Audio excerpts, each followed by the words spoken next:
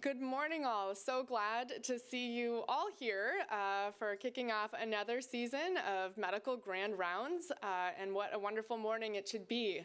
As a reminder, next week's speaker will be hearing from Dr. Clifford Ma, who will be discussing common foot and ankle pathology. Today, very delighted to introduce our 2019 Huldrych-Kammer Visiting Professor. Many of you may already be familiar, but for those of you who did not have the good fortune of crossing paths with Dr. Kammer, he touched countless lives here in the Portland community as a role model physician, a pioneering endocrinologist, a gifted teacher, and himself a lifelong learner. After settling in Portland in 1949, he quickly became one of the first practicing endocrinologist. Also served as an associate program director at Providence, Portland internal medicine program for over 30 years, as well as a professor of medicine at OHSU. Over the decades, Dr. Kammer touched the lives of a lot of medical students and residents, demonstrating not only his excellence in teaching, but really his own passion for personal lifelong scholarship. In addition, he was truly well regarded by his colleagues, often serving as a mentor for fellow practicing physicians. He published seminal work and contributed greatly to our modern era of endocrinology. And it's really in Dr. Kammer's honor that I'm delighted to introduce this year's speaker, Dr. Laurence Katznelson. He's professor of neurosurgery as well as medicine, specifically endocrinology, at Stanford University. He earned his medical degree from University of California, Los Angeles, and went on to do internship and residency training in internal medicine at the Hospital of the University of Pennsylvania in Philadelphia, and then fellowship training in endocrinology and metabolism at Mass General Hospital in Boston. Dr. Katznelson is Dean of Graduate Medical Education and the chair of the GME Committee at Stanford, as well as medical director of the Pituitary Center at Stanford Hospital and Clinics. He has a long-standing clinical and research interest in the pathophysiology and treatment of pituitary disease, having served several leadership positions, including chair of the Special Programs Committee and Nominations Committees for the Endocrine Society, as well as chair of the Pituitary Committee for the American Association of Clinical Endocrinologists. In addition, he chaired task force for writing clinical guidelines for the management of acromegaly. Dr. Katznelson has published numerous peer-reviewed articles. He is frequently invited as a local through international speaker, and we're truly delighted to invite him today to Portland. Thank you.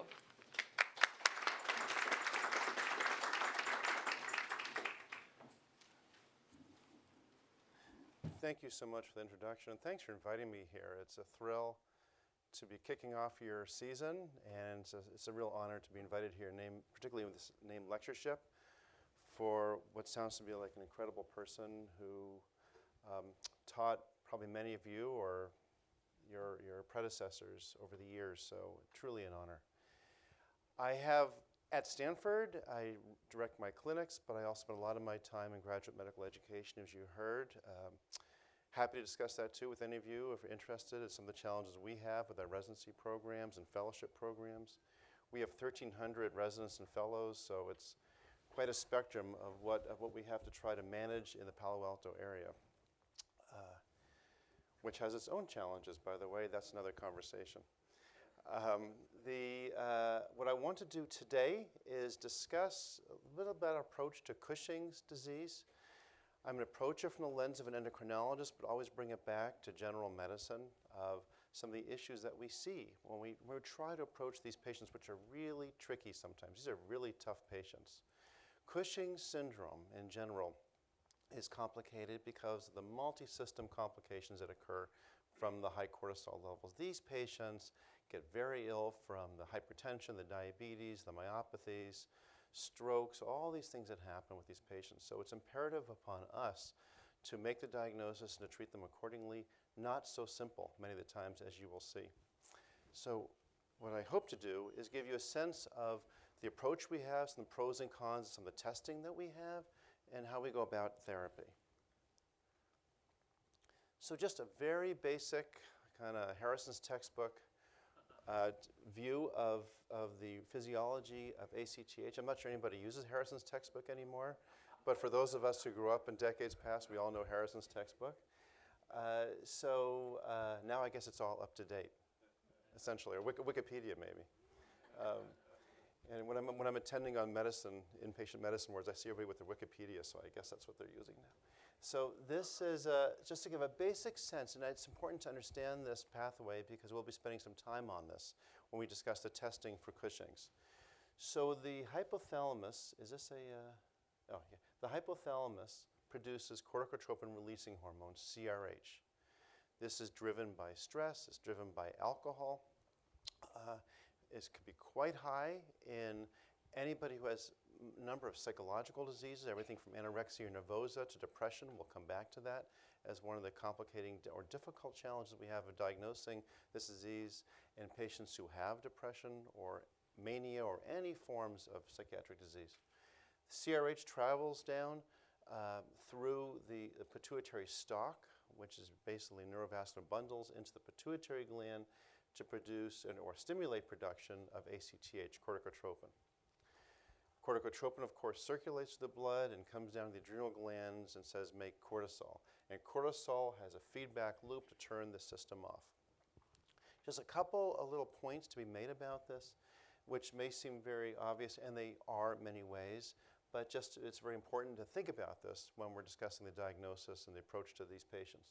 First off, of course, if the adrenal gland is overproducing cortisol on its own, it'd be just like a patient taking steroids.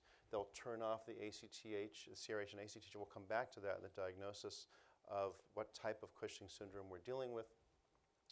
Another one is that in the pituitary gland, of course, I can give someone dexamethasone to turn off the ACTH. If there is a tumor of the pituitary gland, and that's Cushing's disease. Cushing's disease is Cushing syndrome because of a pituitary tumor making too much ACTH. If there is a tumor of the pituitary gland, then making more ACTH, resulting in more cortisol, Cushing's disease, I can give dexamethasone to turn this off, but it'll take more dexamethasone. So that's the set point change. So that's inherently, we think about this when we discuss dexamethasone suppression. So the bigger the tumor, the more ACTH that's being produced by this growth in the pituitary gland, the more dex we need. Hence, we have the low dose and high dose test. And happy to come back to a little bit more, but that's essentially what we're talking about. I could always turn off ACTH if I give enough dexamethasone, but it will require more and more when someone has pituitary Cushing's. Okay. So I'm going to start with the case, and these are all going to be case-based, and you can see how we walk through these patients. This is a 29-year-old woman referred for 20 pounds of weight gain. She describes oligomenorrhea. She has controlled hypertension, fatigue, and diet-controlled diabetes mellitus. Medications include an oral contraceptive pill and lisinopril for her hypertension. Social history, she's a non-smoker and drinks 4 drinks weekly. We're going to come back to that, the significance of that. On exam, she's obese with a BMI of 38. She has some upper extremity bruising and generalized obesity. Labs, normal electrolytes, and and fasting glucose, which is controlled. These are the tests. So remember, on exam, she has morbid obesity, does not appear significantly Cushing-like, but has obesity. So she undergoes the basic tests, and I'm going to give you these numbers and kind of walk through what these tests mean. So one of the basic screening tests we have is the 1 milligram overnight dex test. And in here, the result was, after giving 1 milligram late at night, the morning cortisol was 3.4 and normal is 1.8. So she fails that test by the strict parameters. She has a 24-hour urine-free cortisol. The value of this test is it doesn't matter what medicines are taking. For example, anytime we use dexamethasone, you have to be prepared that if patients are on medicines that can metabolize it, particularly seizure medicines, Dilantin is a big offender, you can't do those tests because it metabolizes the dex. So urine-free cortisol is easy to do. You don't worry about what medications the patients are on. You just measure it. In this case, she does it, has a reasonable urine creatinine excretion, so it's a reasonable test. And her cortisol level was a little high, so 68, normal is less than 50, so sounds positive. And another test we're going to come back to, which is a test that we're using more and more for Cushing's, is a late-night salivary test. Essentially what we're doing is measuring cortisol in the saliva. So we tell people late at night to put a cotton pledget in their mouth, and they kind of wad it up in their mouth, they place it in a tube, and they send it in. We tell people don't do anything stressful that night, no Stephen King movies, just be relaxed, and no toothbrushing for about 4 hours beforehand because the blood gets in there and that could cause elevated cortisol. No smoking because that impacts the cortisol to cortisone ratio. So this test is a really, really good test to do, and it's measuring more the free cortisol. It doesn't really matter how much cortisol is in the body, but what's free, and that's what's bioactive. So these are 3 basic tests we do for screening for Cushing's. So why are we doing these screenings? And that's because we want to differentiate true Cushing's. And this is where it's, for the medical school and resident level, it's really key to understand this. You want to separate out true Cushing's from what we call pseudo-Cushing's, meaning that their cortisol levels are high, but they're not high enough, and the patient does not have true underlying Cushing's. They don't have phenotypic clinical Cushing's, and they don't have true biochemical Cushing's. Some of the some I won't say disorders, but some clinical situations that can cause features that look like Cushing's. One is pregnancy. People can gain weight, they can get a slightly puffy face, and they have high cortisols, and that's because the estrogen state of pregnancy causes high blood cortisol through making more cortisol binding globulin. So cortisol levels with anybody with high estrogens would be high. Depression, another psychiatric disorders, I was referring to that earlier, that depression and many psychiatric disorders cause a high cortisol through high CRH. So these patients are stressed. They have a lot of neurostress, and the cortisol levels are high. And of course, if you have depression, you were hoping that there was a secondary cause of depression that you can fix, such as Cushing's. And many of the cases that get referred to endocrine clinics that rule out Cushing's, have depression, and they truly don't have underlying Cushing's, but it can be very difficult to differentiate. We'll talk a little bit about that. Excessive alcohol use is a main offender here. Alcohol causes the hypothalamus to pour out CRH. And if you think about people who you've taken care of in your practice who have chronic alcoholism, they look Cushingoids because they have the pseudo-Cushing's. They have fat pads in the supraclavicular area, they have buffalo humps, they have large stomachs. Some of this is due to poor nutrition, but much of this is due to high cortisols. And they have high cortisols we measure, and there is no way to differentiate alcoholism from true Cushing's while they're drinking alcohol. They have to be off the alcohol for at least 6 weeks and remeasure, and as you know, that could be not a simple thing to do. Morbid obesity can cause high cortisols as well through stress on the body, poorly controlled diabetes. And then there are those situations where people who have high cortisols but unlikely to have the real clinical features, and that includes anorexia nervosa. If you measure cortisol in a young woman with anorexia nervosa, it is sky high. So urine cortisols, normals up to 50, they could easily be 200, 300, really high. But they, of course, don't look Cushingoid. But it's thought to be part of the pathogenesis maybe of the osteoporosis that these patients have. But they can be very high cortisol. Physical stress, chronic exercise, hypothalamic amenorrhea, which is a common presentation in an endocrine clinic. So these are some issues, some situations that cause a high cortisol, but they do not have Cushing's syndrome. So the onus is upon us to separate these patients out from the true Cushing's syndrome. So it's just some of the exam features. This is one of the important ones, is where the fat goes. So in contrast to morbid obesity, the fat deposition in Cushing's is pretty typical. I want you to focus on a couple things. One is the large belly here, and I don't know if you can see it in the back, but the supraclavicular fat here. So this supraclavicular area is just filled with fat. And in my view, when I have residents and our fellows looking at these patients, I say start up here with the exam. Because if it's generalized obesity, you won't see this preponderance of fat in the supraclavicular area. Likewise, the arm. This is a thin arm. There's loss of subcutaneous fat.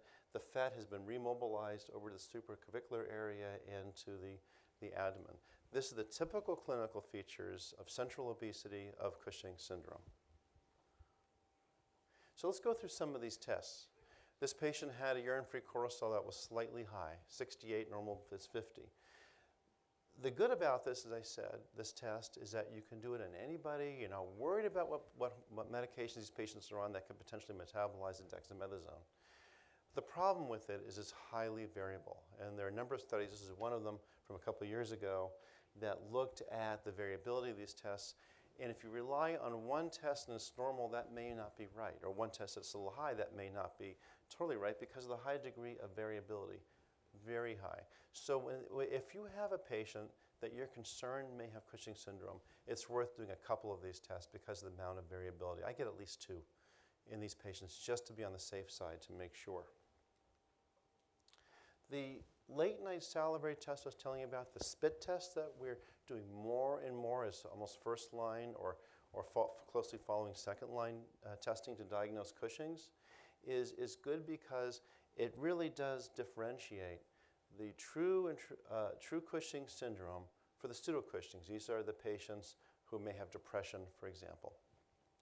Obese subjects can have high salivary cortisols, but there tends to be a good cutoff of what's normal and what's not normal, but there's overlap, as in any of the tests we do for Cushing's. But you can use this test pretty reliably to differentiate Cushing's from normal or Cushing's from the pseudo to Cushing's, which is generally depression. Now there's some caveats to this. One of our fellows did this at the VA hospital in Palo Alto some years ago now, looking at the late night salivary test in just a population of middle age, somewhat overweight, often diabetic patients that came into the VA primary care clinics. And what they looked at was what happens to late night salivary tests in these patients. And what they found out that in the 141 subjects that they looked at in this primary care population, that 31 of them had a high late night salivary cortisol. So the question was, do these patients have Cushing's or not? Because these patients often have diabetes and hypertension. Do they have underlying Cushing's? That could be the cause of their comorbidities. And the vast majority of these patients underwent further testing and they all looked normal. So there is this concern and problem, as a challenge, that this test may be high in this patient population. In fact, there have been other studies that have documented the same, that these tests, particularly the late night salivary test, which is the one we're hanging our hat on a lot of the time, may be abnormal in those patients who are middle-aged to older and have hypertension and diabetes. So it's something to think about. That's why when I was a fellow, I was taught by my program director that oftentimes you try to surround this diagnosis. It's very hard to use one test to diagnose Cushing syndrome. And probably the best test you can do is a physical exam, looking for the clinical features that go along with it. So I often stop all tests depending on the physical exam. If they don't look Cushingoid to me, I don't continue the workup. One other issue was the late night salivary test. I told you that it may be high in a patient population with hypertension and diabetes.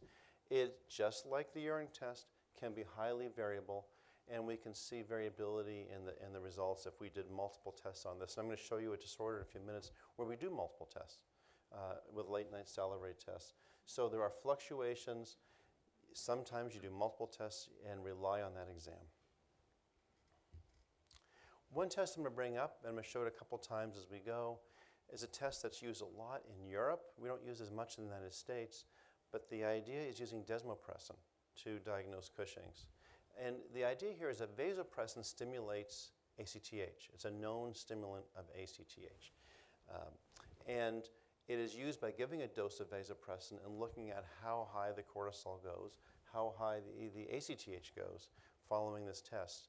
We don't do it much here, mainly because we find the other tests generally do the trick, at least in my hands. But I'm bringing this up because if you look at the literature, you'll see this very commonly done, particularly in United Kingdom. So back to this case. This is the woman who had morbid obesity, drank 4 alcohol drinks a week, which is not enough to stimulate, in general, Cushing's, high cortisols. But she was on a birth control pill.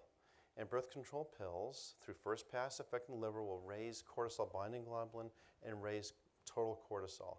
So if a woman's on a birth control pill, you can't measure any cortisols. I'm telling you that now. You can't measure it because it's going to be high, and that does not mean the person has Cushing's.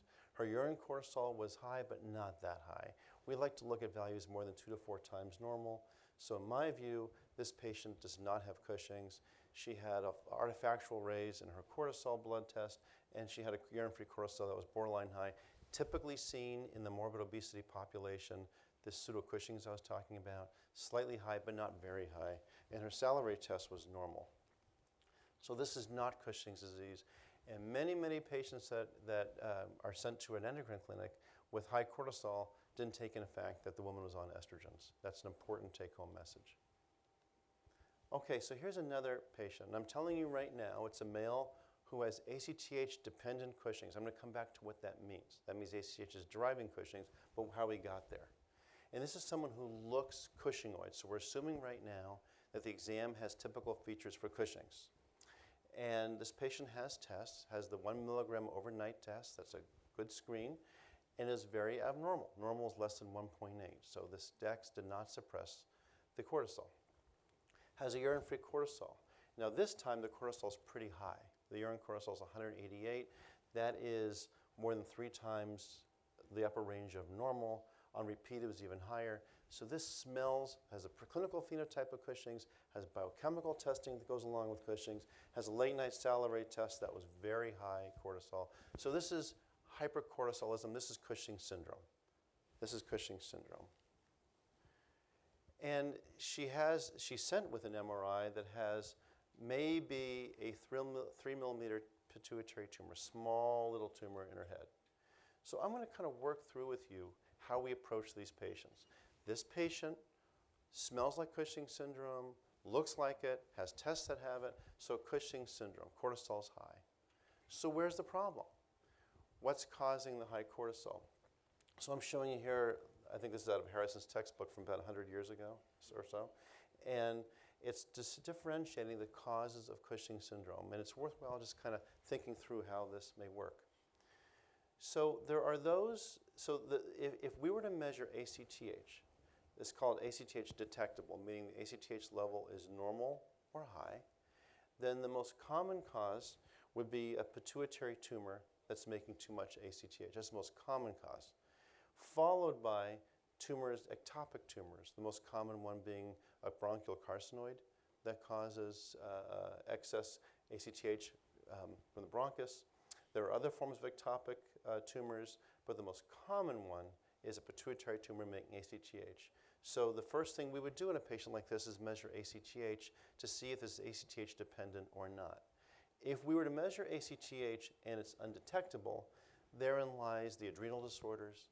That would be an adrenal tumor, adrenal malignancy, or a number of these largely genetic disorders causing hyperplasia, but the most common one would be an adrenal adenoma causing the Cushing's, with a very low ACTH and a very high cortisol. So the ACTH level kind of gives you the pathway of which way to go with what type of surgeon you're going to call to take care of this problem, essentially.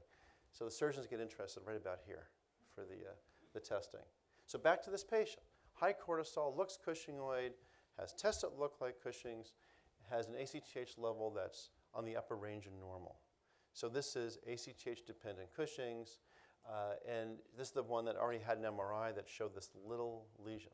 And I can tell you with Cushing's, when we get to this level, it gets complicated as well because very often the pituitary MRI scan looks normal, even if they have pituitary Cushing's. These tumors can be microscopic, really small. So what we do is we do the scans, and if the MRI shows a large tumor, that's fine. Then we send the patient to a neurosurgeon. Large is defined as anything more than about 6 millimeters based on the most flimsy, vague literature you can imagine. But that's what we do. If this tumor is really small or the MRI looks normal, which is the case about half the time, that's where we need to do more testing to determine for us, to clarify if the ACTH is still coming from a microscopic little thing in the pituitary gland or ectopic.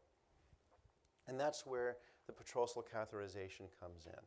And we do a lot of these on such patients. So the idea here is you thread the catheters up through the groin, up into the cavernous sinus area, and the jugular veins into the area that drains the pituitary gland. So you have two catheters left and right. You have another one peripheral. So you have you can do three simultaneous draws of ACTH. And you're simply asking the question, is ACTH coming from the pituitary gland with a step-up gradient or somewhere else in the body? And to do this, we give a shot of CRH to induce a pulse of ACTH. So it's a CRH test. So once we do this, you look for a step-up gradient from the central to the peripheral. You want to see if there's a lot of ACTH coming from up north versus not. And then we look to see if it is coming from the pituitary area, which side is it coming from? Look for lateralization, which, by the way, is not so easy either, because about 40% of the time it tells you the wrong side. And that's a problem. Yeah, so the neurosurgeons, say, are you sure it's from the left side? And I say, no, good luck. But the higher the ratio, the greater chance that you're correct with the side. But it's a problem with these tests. But this is how we go about this. So this patient had a petrosal catheterization with CRH test. And what you will notice is the large step up on the right side. So this MRI showed a little thing which could have been just a shadow, for all we knew, of a large step up of ACTH, particularly after the CRH shot, compared to the left side and compared to the periphery. More than a 3-to-1 step up of the ACTH and a great degree of lateralization. So this is a case where I would send to a neurosurgeon and say, please go in and start on the right side looking for the tumor and often removing that half of the pituitary gland. That would be the surgical approach for this patient. So this patient undergoes surgery, and they do indeed find on that right side a 3 millimeter adenoma that pathologically stained for the ACTH. This is Cushing's. The patient had, and then the question is how you assess if the surgery is successful. And there's various protocols that are done to monitor these patients. What I do is I stop all steroids, and we measure cortisols every 6 hours and looking to see if they crash. You want it to crash, because just like a patient who's been on exogenous prednisone, you expect that they're going to have adrenal insufficiency once you remove this tumor, because the other corticotroph cells have all been put to sleep. So what we do is we measure cortisol every 6 hours, and as soon as the level falls low, that's when we say, congratulations, and we start the steroids at that time. There are other protocols to use. A number of medical centers give steroids to these patients in about a week out once the steroid doses have tapered, measuring morning cortisols.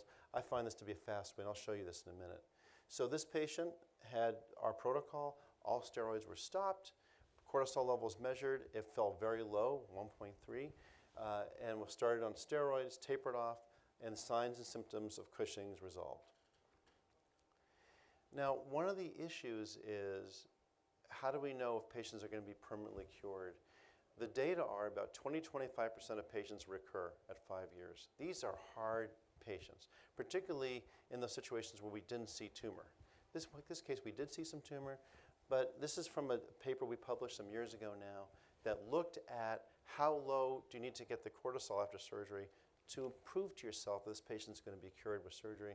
And it turns out the lower the level, the better. Those patients who had values less than 2 had the highest chance of 5-year disease-free survival versus those patients who had more.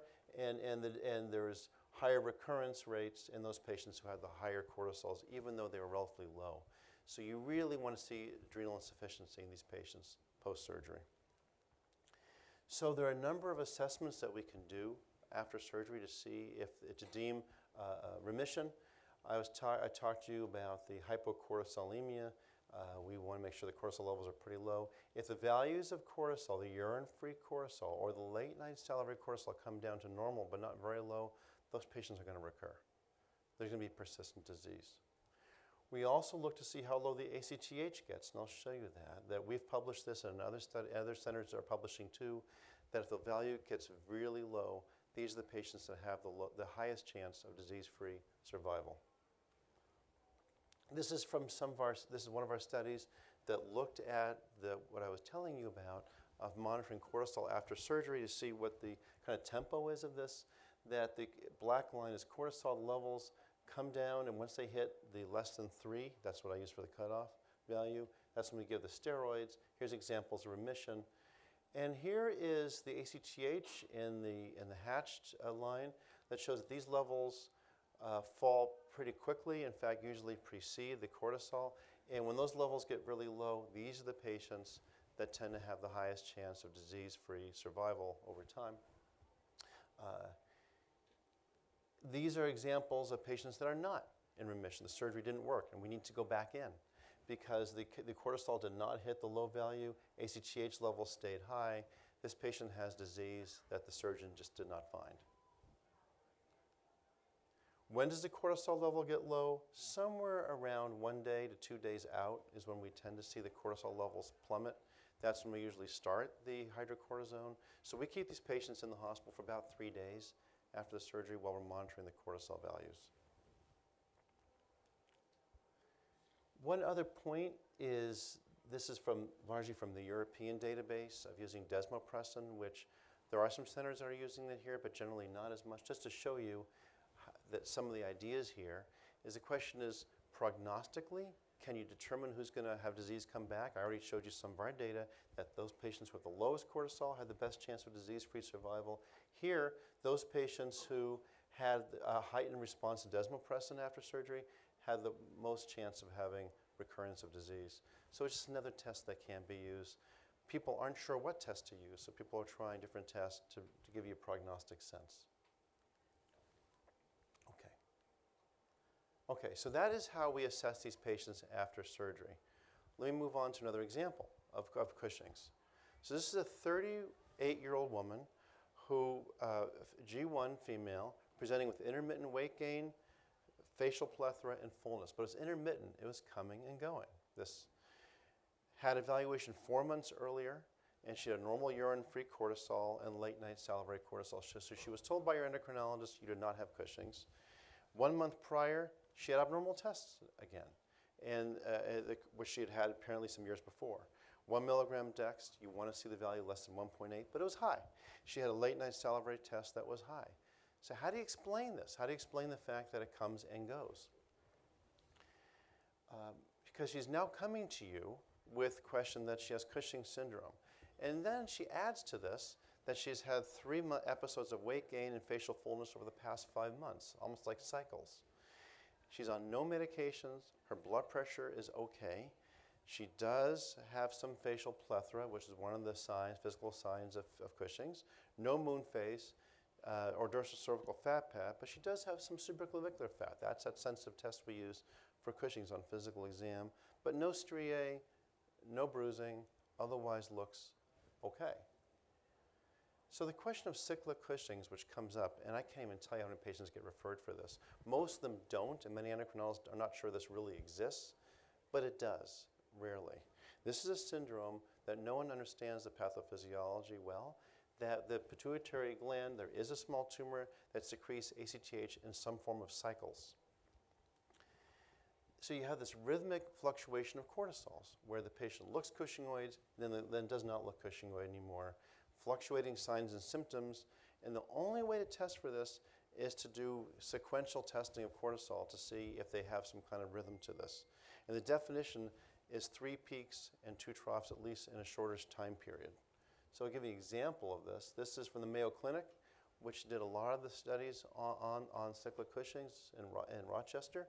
That's showing that here's an example of cycles that kind of come and go and do exist. That this patient has Cushing's that comes and goes. Here's another example of some of these cycles that happen, that they usually happen within 30 to 60-day cycles, but can happen more frequently and less frequently. And these are tough because many patients come and say, I'm gaining weight, losing weight, I'm sure I have Cushing's. And the vast majority of them do not. They just are gaining and losing weight. But once in a while, we see these patients. And this patient we did weekly late night tests for 2 months, and she had it. We ended up doing an operation and cured her of this. But these are patients that are more the uncommon. Okay, so here's a case that's a really tough case that we're managing now to share with you because this covers almost all aspects of internal medicine. This is a 38-year-old female, G3, P2, diagnosed with polycystic ovarian syndrome, had morbid obesity, and underwent a Roux-en-Y bariatric surgery for her obesity. She has bilateral lower extremity edema, weight gain, central obesity, easy bruising, and worsening hypertension. On medicine, she takes Advair, and you always have to think about this because of the steroids involved. Usual doses of Advair do not get picked up in our cortisol assays, but highish doses can. So you have to think about that. Family history, pancreatic cancer in her family, and her father. On exam, she looked Cushingoid. In fact, she looked really Cushingoid, with moon face, 3+ supraclavicular fat pad, and a buffalo hump. She had thinning of skin, no hyperpigmentation, hyperpigmentation goes along with high ACTH values, causing the tanning. So she has labs, and these labs are off the wall. So she has a urine-free cortisol of 2,500, normal is less than 50. 1 milligram dex test was very high, and ACTH is very high. Normal is up to about 60. So this is a very high ACTH, very high cortisols in a woman who had bariatric surgery and looks Cushingoid. MRI of the pituitary gland looking for ACTH-dependent Cushing source was normal. So we're kind of stuck. So we did the catheterization, like I described earlier, because we couldn't find the source of this ACTH. And if you look at these numbers, they're very different than the ones I showed you earlier. There is virtually no step-up gradient. There's no difference whether we're looking at the right side, left side, or periphery. The ACTH levels are all the same. So there's no step-up. So this is not pointing to a pituitary source. This is pointing to a source somewhere else. So what do you do then? When you don't have this step-up, you need to think about ectopic Cushing. Some tumor, usually a neuroendocrine tumor, is producing ACTH from somewhere else. So the general test that we do in this situation is a combination of a nuclear medicine scan and arterial scan, looking for somatostatin receptors, which are commonly seen in neuroendocrine tumors, along with a chest abdominal CAT scan. Most of these tumors are in the chest. Most of them are, but they can be in the pancreas, and particularly with her family history of pancreatic cancer in her family, we're worried about neuroendocrine tumors in the end of the day. So we did a systematic scan. When we did the CT, we did a CT with a dotatate scan. So this is a nuclear medicine. This is a PET CT scan looking for the source of hopefully a neuroendocrine tumor somewhere. What we found was a right paratracheal lymph node, but it's kind of nonspecific, and it was not an area that the chest surgeon thought was easily to approach. There was a small abnormality in her breast, and I called her up and said, you just need to have this biopsy. We picked up something. You really need to look into this. I don't think it's got anything to do with what we're talking about, but please have this breast node lesion biopsied. So she does this, and it's decided that it was another facility that she had a lumpectomy because it was concerning for breast disease, and it ended up being what they call triple-negative breast cancer. So she starts chemotherapy, and because the cortisol is so high and she's getting weaker and weaker from the Cushing syndrome, I had to do something to block down the cortisol. And we didn't have a lot of time because the oncologist wanted to start chemotherapy right away. I placed her on ketoconazole, which is one of our agents that we can use to block down the adrenal glands. So I start this, and she's getting sicker. We had the pathology from the breast lump reassessed at our institution, and this time it looked like the tumor whatever was in her breast was making ACTH, and it turned out to not be breast. It was one of these very rare neuroendocrine tumors that was in the breast. It wasn't breast cancer at all. So she had already had a cycle of anadromycin formulation. It turns out we stopped that because that wasn't the problem. This was a neuroendocrine tumor in her breast with a metastasis to the breast. So now we had this issue of where is this coming from? And this is the cause of her Cushing syndrome. And we did a follow-up CT scan that was about 2 months after the first one, and there was progression of disease in her mediastinum of what was likely to be a neuroendocrine tumor. The plan was to start her on chemotherapy for aggressive metastatic neuroendocrine tumor. My concern was this was a formulation that was likely going to be causing neutropenia, And we have experience in these patients who have neuroendocrine tumors with Cushing's that once they develop neutropenia, they get really sick with the Cushing's on top of it. I had a number of patients just die quickly from neutropenia fevers, as well as getting clots and other problems because of the severe Cushing's these patients have. So we did an emergency bilateral adrenalectomy, which I do in these patients before we start the chemotherapy to lower the cortisol. At least we can control how much cortisol they're receiving through steroids, which is often used in patients who have multiple complications of hypercortisolism. We started on hydrocortisone and Florinef, the normal cocktail that we use from patients who don't have adrenal glands. And she is undergoing chemotherapy now, and she's actually doing well. She's on replacement doses of hydrocortisone, and she is undergoing her chemotherapy for what's a really horrific neuroendocrine malignancy, but at least she's under control. So this is a case that there's no way I could have predicted the outcome of this one. We just kind of marched down the tests for how we approach Cushing's, found out the likelihood was that she had ectopic disease, and kind of marched into this breast lump, which who would have guessed? Never seen that one before. So one more case for you is a case of a 28-year-old woman with ACTH-dependent Cushing syndrome. You're now all experts on what that means. She was sent to a neurosurgeon because the MRI scan was positive, and you can see this a little bit on the scan. You see a small lesion that is, if you can see this in the back, on the right side of the pituitary gland, a hypoenhancing lesion that's big enough to send it to a surgeon. You don't have to do a catheterization in those patients. She had surgery but had persistent high cortisols. She had a repeat surgery where the right side of the pituitary gland was removed, and she still had disease. She still had Cushing syndrome, which meant that there was a small amount of tissue somewhere in the pituitary area, likely not to be found. We could go back and remove the whole pituitary gland, which is often the next step. But generally, in my experience, if we don't find it at this point, there's probably some cells lining the bone of the cella turcica, and we're probably not going to find it.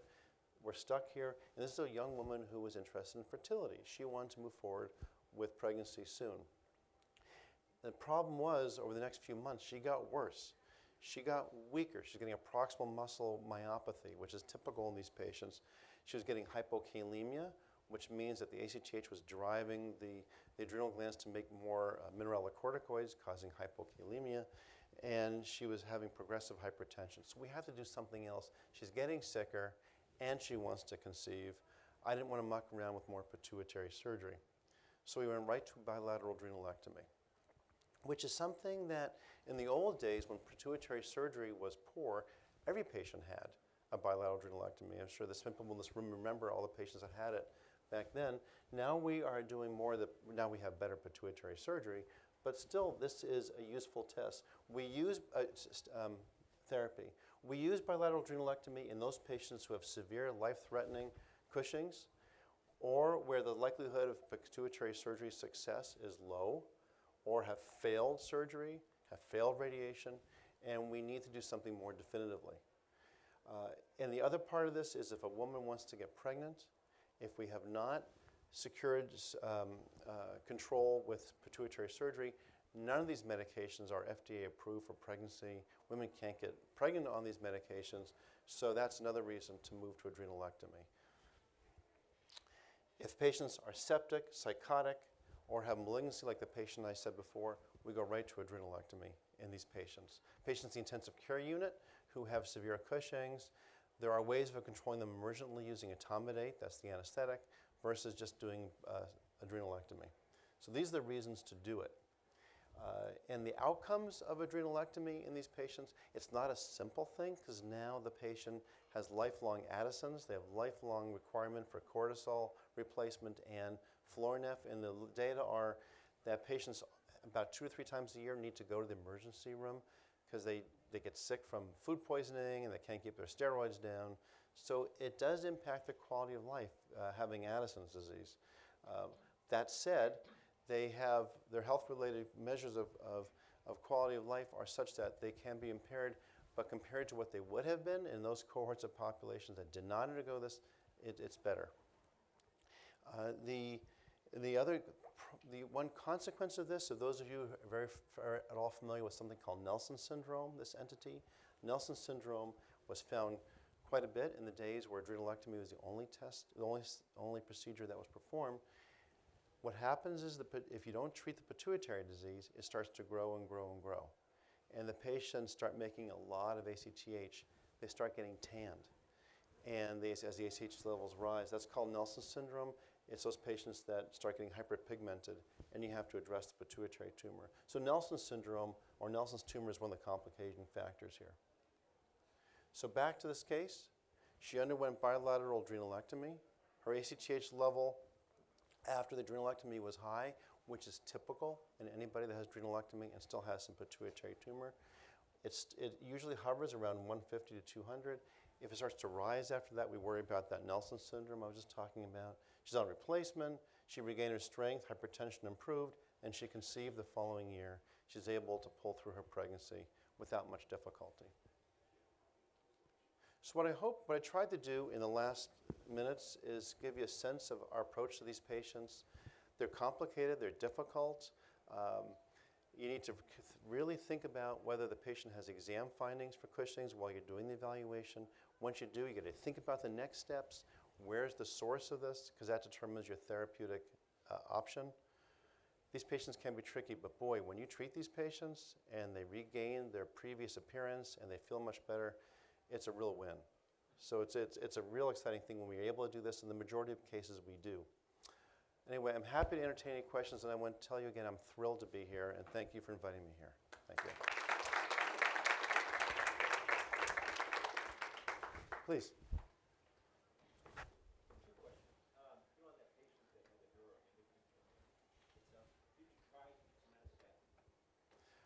The patient with a neuroendocrine tumor, yes.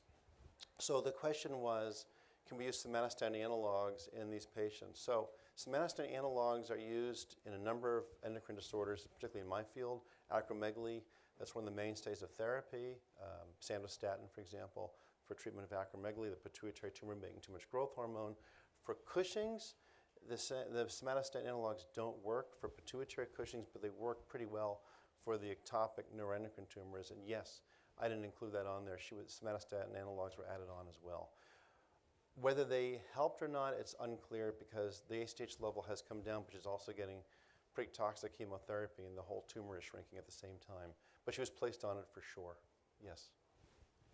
The second question, using vasopressin, how about using CRH? So when the question was about testing, particularly after pituitary surgery, to assess if we've been successful. So I was telling you about some of the prognostic tests that we can use, how low the cortisol gets after surgery, for example, how low the ACTH level gets after surgery. There are other tests. I told you about desmopressin, which is used. Another one is giving CRH. I had it on the slide, but I didn't speak much more about it, in part because it's so hard to get it these days. The commercial availability is limited for CRH, so we can't get it very much anymore. Enough to do the other tests, but not enough for general practice. So CRH, if you give it to a patient after surgery, then if there's an excited response of ACTH and cortisol, that suggests also there's residual disease. So that's another prognostic test that can be used. Yes, it is a test that's used. We just don't have a lot of it around, depending on what part of the country you're in, to use it. But it can be used as well. Yeah, totally right. Please. Do you ever, with these amazingly rare cases, do you ever do this in collaboration with other centers, or you only do them in-house?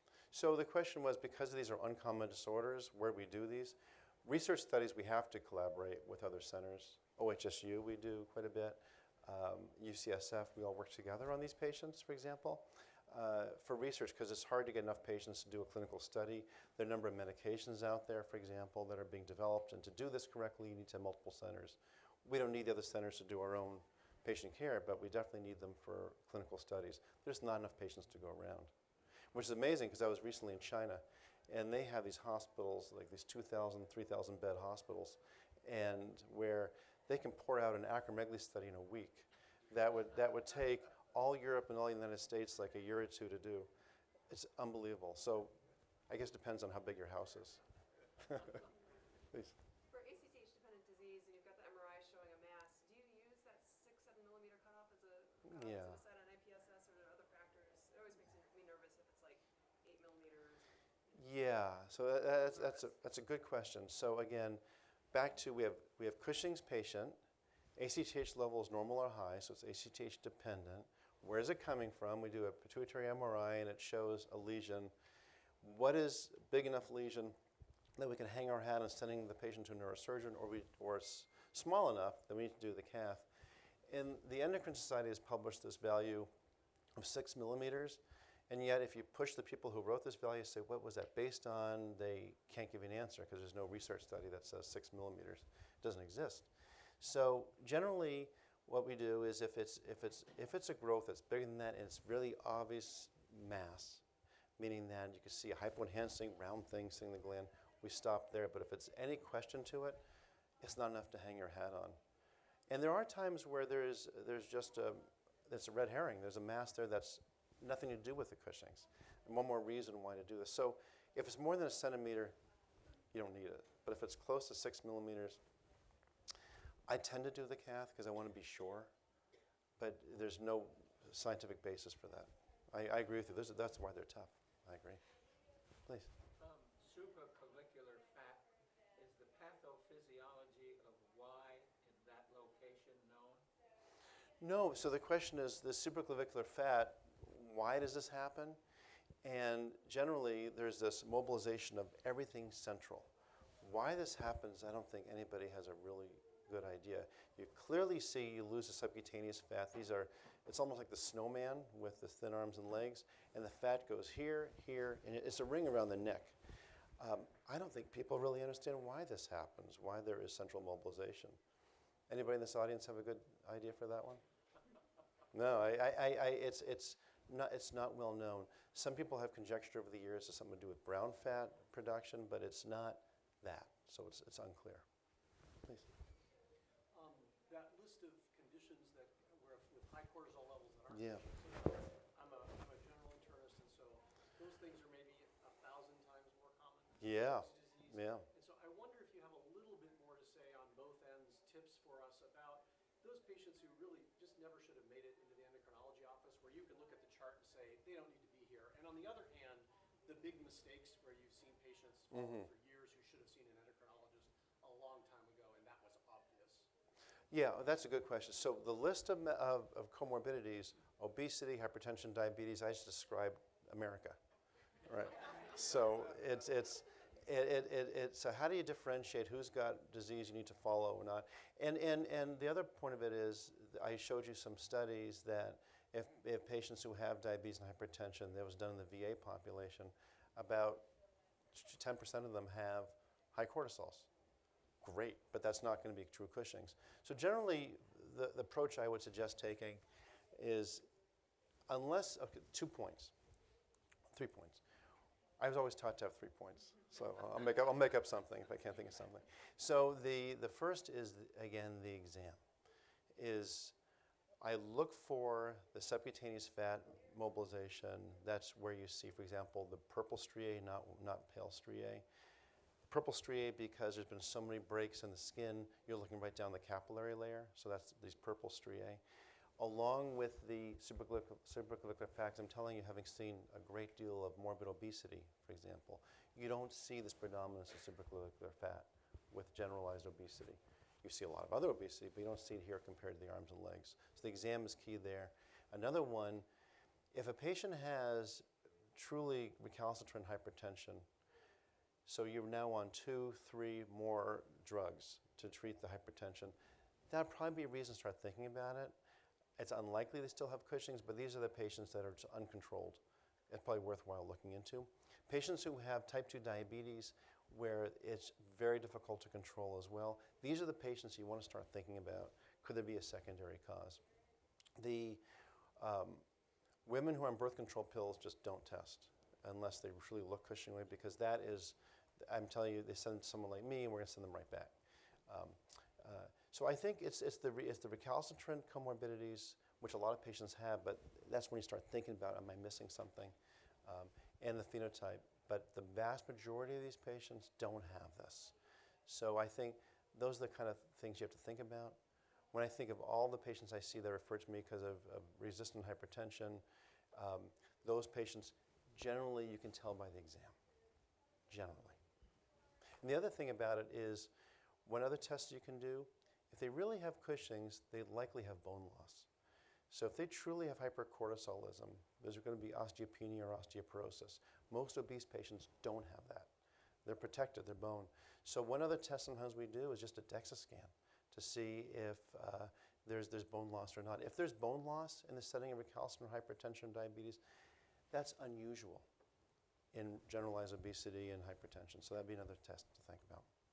I'd say the time course too, right? The tempo of the presentation, if things are getting worse or if Yeah. if they've been clinically stable for 10 years, they probably don't. That's a really good point. So the tempo of this. So if someone's, if they're tootling along doing fine and the hypertension diabetes is all of a sudden the last 6 months getting worse, hirsutism in a female changes, that's when you start thinking about it. New hypokalemia? Yes. Please. Talk about using ketoconazole to reduce the steroid production. What about the other azoles? Has this been seen or to a lesser degree? I use a lot of voriconazole. I'm infected Mm-hmm. with this. Yeah. I've not been sort of familiar with the others using Yeah. effect. So ketoconazole is the only one I'm familiar with that has been demonstrated consistently to lower cortisols. Other ones there have been anecdotes. I've never seen a series on this. The other azoles that have been used, which have similar chemical structures, so they may actually block adrenal synthesis, have not been consistently shown to have benefit. So you can't hang your hat on that. I was attending on the medicine wards recently, and someone had a high cortisol and wanted to start these, and we gave it a shot for a week, and the cortisol just didn't come down. So there's no real documentation that happens, except for this one. Yes. The cases you presented are all younger people. Do you ever see it in the elderly? Yes. So the question is there an age preference for Cushing's? So most Cushing's is in Cushing's disease are females with mean age around 30 to 40. That's kind of the mean age group of this. And there's a gender predilection that for reasons we don't quite understand, 4-to-1 female to male, why this happens. The people that tend to have Cushing's older tend to have adrenal tumors. These people who have adrenal tumors that start overproducing cortisol, or the ectopic diseases. The true Cushing's disease tends to be a younger female. Can't explain why. Whether it's part of a familial pattern like MEN1 or not. Any other questions? Looks like we're perfectly at time. Thank you so much. Thank you so much. Thank you.